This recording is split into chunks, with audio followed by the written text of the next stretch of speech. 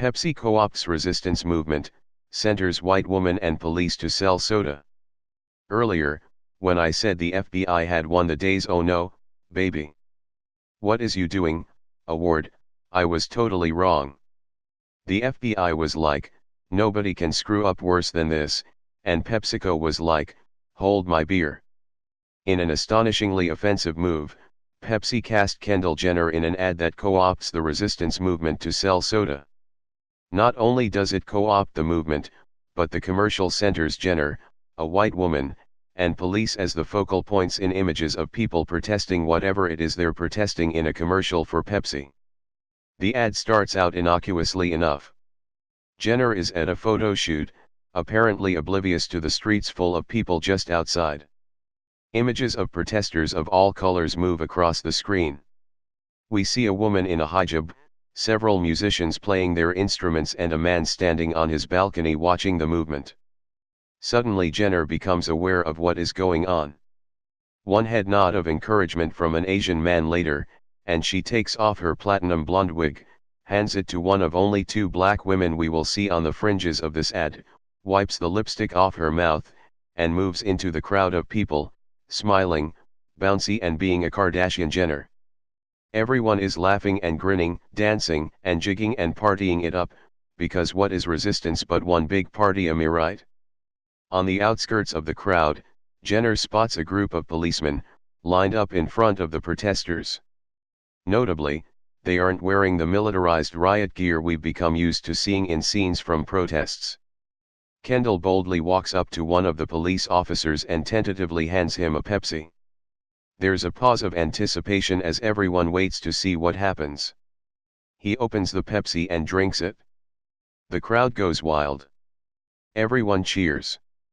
We've solved all of our problems with a fucking can of Pepsi. Now, let me just run down for you the problems I have with the imagery of this commercial. Kendall Jenner. I had always thought of her as an outlier in her family, one who didn't necessarily insert herself into things that are above her melanin level, unlike her attention whore sisters. This, however, goes beyond the pale. You center Kendall Jenner in a whitewashed protest, because let's be honest, the crowd at the protest is looking pretty light, too, save for the few light-skinned black dudes and the non-threatening Asians thrown in here and there. What exactly are they protesting? Price hikes at Starbucks? Next, Lily White Jenner taking her wig off and handing it to a black woman. Peak whiteness. Here, girl. Hold my wig, as if the only role a black woman could play in this commercial is one of servitude. And really, where are the black women? Black women have been leading the charge in the resistance movement since day one.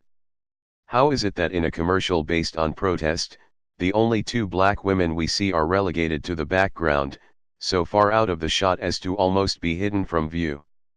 Because in case you didn't know, when Jenner walks up and faces off against the cops before handing one her Pepsi, that imagery is completely ripped off from a black woman who didn't have the privilege of whiteness to stop the cops from pointing their guns at her. They quite literally exploit the imagery of Ishia Evans to sell soda. Ain't that some shit? And finally, handing a Pepsi to a cop and telling him to live bolder. What exactly is Pepsi trying to say here?